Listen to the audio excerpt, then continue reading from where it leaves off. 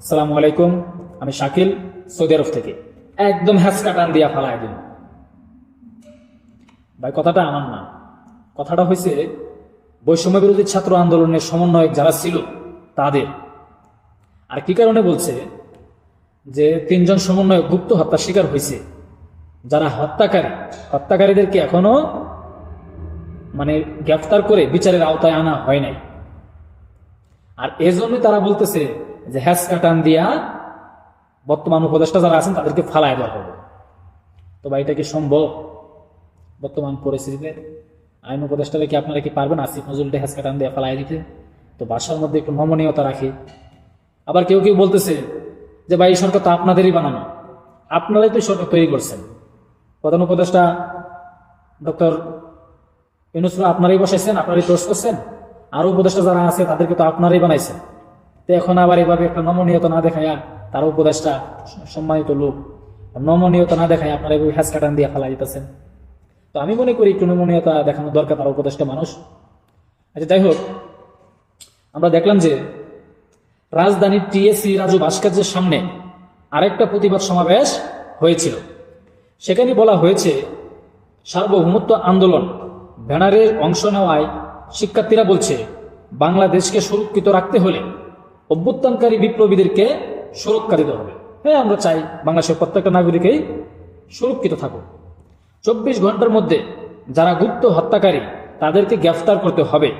আর যদি না হয়, আইন, স্বরাষ্ট্র উপদেষ্টা, পররাষ্ট্র উপদেষ্টার বিরুদ্ধে আন্দোলন নামা হবে। তো ভাই, কথায় কথায় আন্দোলনে নামা পড়া এটা তো ভাই সম্ভব না। কারণ আজকে এই যে আপনার আন্দোলন নামা যাবেন, রাস্তাঘাট ব্লক হয়ে যাবে, একটা জনদুর্ভোগ সৃষ্টি হবে, আপনি বুঝতেই পারছেন। বলা হচ্ছে যে সম্প্রতি 5 বিপ্লবীদের হত্যাকাণ্ডে জড়িতদের আগামী 48 ঘন্টার মধ্যে গ্রেফতার করতে হবে। ইনকলাব মঞ্চ তারা এই দাবি জানিয়েছেন। হ্যাঁ, আমিও চাই তাদেরকে গ্রেফতার করুক এবং দৃষ্টান্তমূলক শাস্তি ব্যবস্থা করুক। শরীফ ওসমান হাদি সংগঠনের মুখপাত্র, তিনি বলছেন যে জুলাই বিপ্লবের নেতৃত্বদানকারী ছাত্র জনতাকে জঙ্গি লীগের গুপ্ত হত্যা এবং বিপ্লবীদের নিরাপত্তা প্রদান ব্যর্থ সরকার। 5 জন বিপ্লবীকে হত্যায় জড়িতদের শুধু গ্রেফতার নয়, অবিলম্বে শাস্তিও প্রদান করতে হবে। হ্যাঁ, এটা তো প্রত্যেকটা জনসাধারণের ক্ষেত্রেই, যে যাকে হত্যা করা হয় এবং হত্যাকারীকে গ্রেফতার করে দৃষ্টান্তমূলক শাস্তি ব্যবস্থা করা হোক। আমি মনে করি তাকে ক্রসফায়ার করা হোক। ক্রসফায়ার ছাড়া বা ফাঁসি দেওয়া ছাড়া এর কোনো বিচার হতে পারে না। এরকম জঘন্য আইন, এরকম জঘন্য অপরাধ যদি নিধন করতে হয় তাহলে ডাইরেক্ট ক্রসফায়ার করতে হবে আমার মতে। দাবি না মানলে আগামী এই যে আজ রোববার, দাবি না মানলে আজ রোববার একটা কর্মসূচি ঘোষণা করেছে।